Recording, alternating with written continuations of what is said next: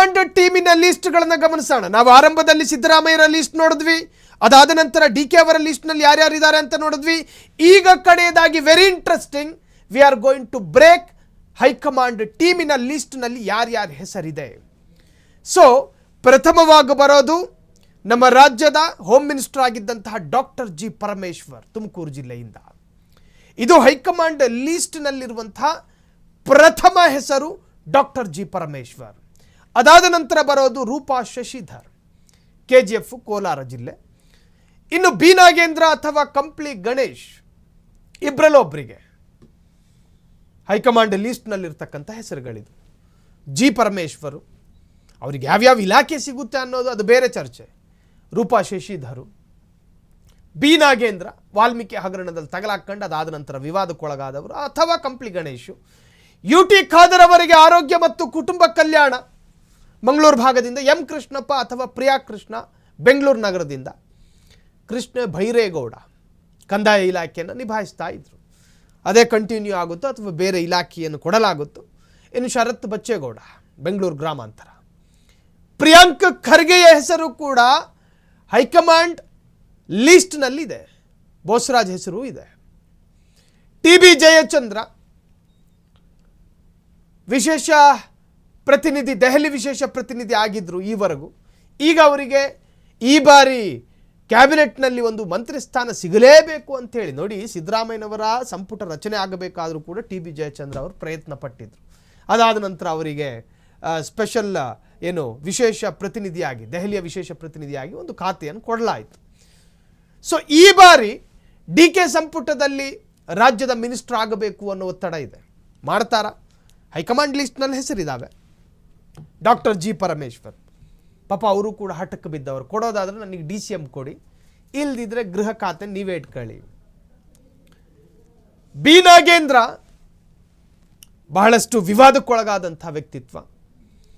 ಈ ಬಾರಿ ಆದರೂ ಕೂಡ ಅವರಿಗೆ ಸಿಗುತ್ತಾ ಅವಕಾಶ? ಈ ಹಿಂದೆ ರಿಸೈನ್ ಕೊಟ್ಟು ಹೋಗಿದ್ರು. ಇನ್ನು ಎಂ ಕೃಷ್ಣಪ್ಪ ಅಥವಾ ಪ್ರಿಯಾ ಕೃಷ್ಣ ಅವರ ಹೆಸರು ಕೂಡ ಇದ್ದಾವೆ. ಇನ್ನು ಭೈರೇಗೌಡರ ಹೆಸರು ಕೂಡ ಇದ್ದಾವೆ. ಲಂಡನ್ ಗೌಡ ಭೈರೇಗೌಡರ ಹೆಸರು ಇದೆ. ಇನ್ನು ಶರತ್ ಬಚ್ಚೇಗೌಡರು ಬೆಂಗಳೂರು ಗ್ರಾಮಾಂತರ. ಪ್ರಿಯಾಂಕ್ ಖರ್ಗೆ ಮತ್ತು ಜಿ ಪರಮೇಶ್ವರ್, ಈ ಎರಡು ಹೆಸರು ಅತ್ಯಂತ ಚರ್ಚೆಗೆ ಗುರಿಯಾಗಿದೆ. ಅದೇನು ಅಂತ ಕೇಳಿದ್ರೆ, ಈ ಎರಡೂ ವ್ಯಕ್ತಿತ್ವಗಳಿಗೆ ನೋಡಿ, IT-BT ಇಲಾಖೆಯನ್ನು ಪ್ರಿಯಾಂಕ್ ಖರ್ಗೆ ಅವರು ನಿಭಾಯಿಸ್ಕೊಂಡು ಹೋದ್ರು, ಗ್ರಾಮೀಣಾಭಿವೃದ್ಧಿಯನ್ನು ಕೂಡ ನಿಭಾಯಿಸಿದ್ರು. ಈ ಬಾರಿ ಅವರಿಗೆ ಗೃಹ ಖಾತೆ ಕೊಡಬೇಕು ಅನ್ನೋ ಕೂಗಿದಾವೆ. ಗೃಹ ಖಾತೆ, ಹೋಮ್ ಮಿನಿಸ್ಟರ್ ಮಾಡ್ತಾರ? ಹೆಸರಿದೆ, ಯಾವ ಖಾತೆ ಕೊಡ್ತಾರೆ ಅನ್ನೋದೇ ಸಂಶಯ. ಯಾವ ಖಾತೆ ಕೊಡ್ತಾರೆ ಅನ್ನೋದು. ಮಂಕಾಳ್ ವೈದ್ಯ ಅವರ ಹೆಸರು ಕೂಡ ಇದ್ದಾವೆ. ಆದರೆ ಒಂದಷ್ಟು ವಿಚಾರದಲ್ಲಿ ವಿವಾದಕ್ಕೊಳಗಾಗಿದ್ರು. ವಿವಾದಗಳನ್ನು ಮೆತ್ಕೊಂಡಿರೋ ವ್ಯಕ್ತಿತ್ವಗಳಿಗೆ ಮಿನಿಸ್ಟರ್ ಸ್ಥಾನ ಕೊಟ್ಟರೆ 2028ಕ್ಕೆ ಕಾಂಗ್ರೆಸ್ಸಿಗೆ ಪೆಟ್ಟು ಬಿದ್ದಿತ್ತು ಅಂತ ಹೇಳಿ ಯೋಚನೆ ಮಾಡ್ಕೊಂಡು ಮಂಕಾಳ ವೈದ್ಯರ ಹೆಸರನ್ನು ಕೈ ಬಿಟ್ಟರು ಹೇಳಕ್ಕಾಗಲ್ಲ. ಆದರೆ ನಾವು ರಿವೀಲ್ ಮಾಡಿದ ವ್ಯಕ್ತಿತ್ವಗಳಿಗೆ ಯಾವ ಖಾತೆ ಸಿಗುತ್ತೆ ಅನ್ನೋದೇ ವೆರಿ ಇಂಟ್ರೆಸ್ಟಿಂಗ್. ಭೈರೇಗೌಡರು ಕಂದಾಯ ಇಲಾಖೆಯನ್ನು ಅತ್ಯಂತ ಪ್ರಬುದ್ಧವಾಗಿ ನಿಭಾಯಿಸಿದ್ರು. ಆ ಮನುಷ್ಯನಿಗೆ ಹಾಸನ ಜಿಲ್ಲೆ ಎನ್ನುವಂತಹ ಜಿಲ್ಲೆಯನ್ನೇ ಉಸ್ತುವಾರಿ ಸಚಿವರನ್ನಾಗಿ ಮಾಡಿದ್ರು. KN ರಾಜಣ್ಣ ಇಳಿದು ಎಕ್ಸಿಟ್ ಆಗಿ ಬರ್ತಾ ಇದ್ದ ಹಾಗೆ ಭೈರೇಗೌಡರು ಹಾಸನನ ವಹಿಸ್ಕೊಂಡ್ರು. ಎಷ್ಟು ಚೆನ್ನಾಗಿ ಮಾಡಿದ್ರು ಹಾಸನಾಂಬ ದೇವಿ ಉತ್ಸವವನ್ನು, ಹಾಸನವನ್ನು ಎಷ್ಟು ಚೆನ್ನಾಗಿ ಮೇಂಟೈನ್ ಮಾಡಿದ್ರು.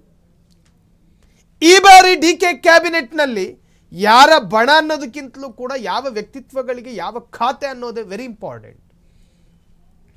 Very important. ಹೊಸ ಚೈತನ್ಯವನ್ನು ರೂಪಿಸಬೇಕು, ಹೊಸ ಮುಖಗಳಿಗೆ ಅವಕಾಶ ಕೊಡೋಣ ಅಂಥೇಳಿ ಅನುಭವ, ಅರ್ಹತೆ, ಯೋಗ್ಯತೆ ಇಲ್ದಲೇ ಇರೋರನ್ನ ನೀವು ಎಲ್ಲೆಲ್ಲಿ ಬೇಕಾದರೂ ಕೂರಿಸ್ಕೊತೀರೇನು? ಹಾಗೋದಿಲ್ಲ. ಸೊ ಹಾಗಾಗಿ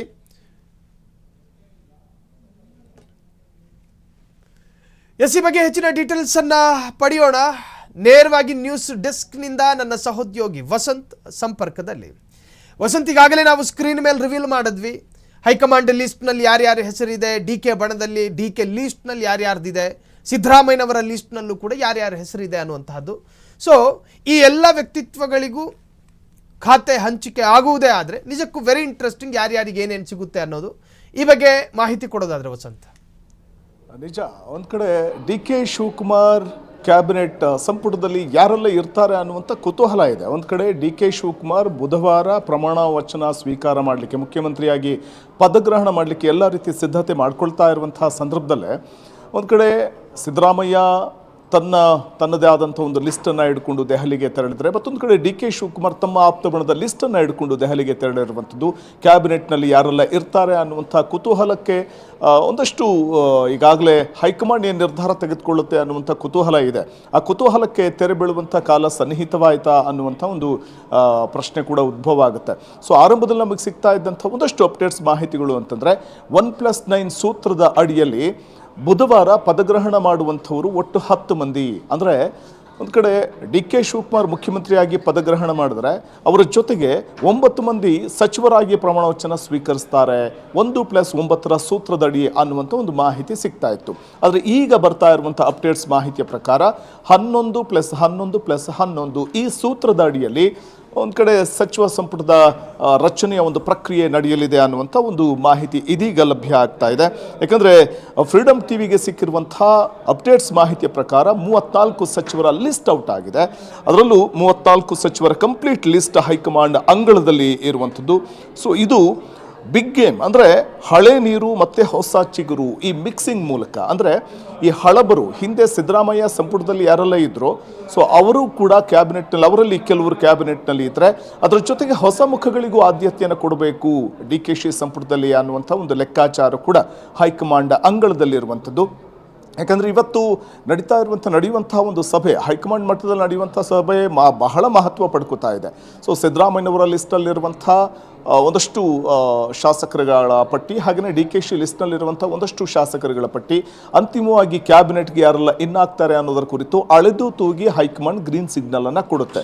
ನಾವು ಗಮನಿಸ್ತಾ ಹೋಗ್ಬೋದು, ಡಿ ಕೆ ಶಿವಕುಮಾರ್ ಮತ್ತು ಸಿದ್ದರಾಮಯ್ಯನವರು ಈಗಾಗಲೇ ದೆಹಲಿಗೆ ತೆರಳಿರೋದ್ರಿಂದಾಗಿ ಈ 11-11-11 ಸೂತ್ರದ ಅಡಿಯಲ್ಲಿ ನೂತನ ಸಂಪುಟ ರಚನೆ ಆಗುತ್ತೆ, ಆ ಒಂದು ಪ್ರಕ್ರಿಯೆ ನಡೆಯುತ್ತೆ ಅನ್ನುವಂಥದ್ದು ನಾವು ನೋಡ್ತಾ ಹೋದರೆ, ಪ್ರಮುಖವಾಗಿ ಈ ಲಿಸ್ಟ್ನಲ್ಲಿ ಯತೀಂದ್ರ ಸಿದ್ದರಾಮಯ್ಯ ಹಿಂದುಳಿದ ವರ್ಗಗಳ ಕಲ್ಯಾಣ ಮತ್ತು ವೈದ್ಯಕೀಯ ಶಿಕ್ಷಣ ಖಾತೆಯನ್ನು ನಿಭಾಯಿಸ್ತಾರೆ ಅನ್ನುವಂಥದ್ದು ಸದ್ಯಕ್ಕೆ ಸಿಗ್ತಾ ಇರುವಂಥ ಅಪ್ಡೇಟ್ಸ್ ಮಾಹಿತಿ.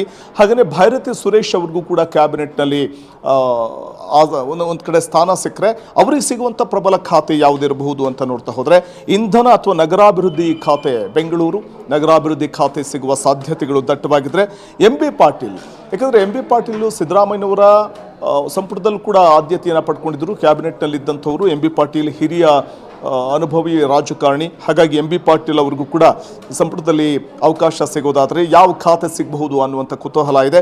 ಬೃಹತ್ ಮತ್ತು ಮಧ್ಯಮ ಕೈಗಾರಿಕಾ ಖಾತೆ ಅವರಿಗೆ ಲಭಿಸುವ ಸಾಧ್ಯತೆಗಳು ಕಂಡುಬರ್ತಿದೆ. ಇನ್ನು ಜಮೀರ್ ಅಹಮದ್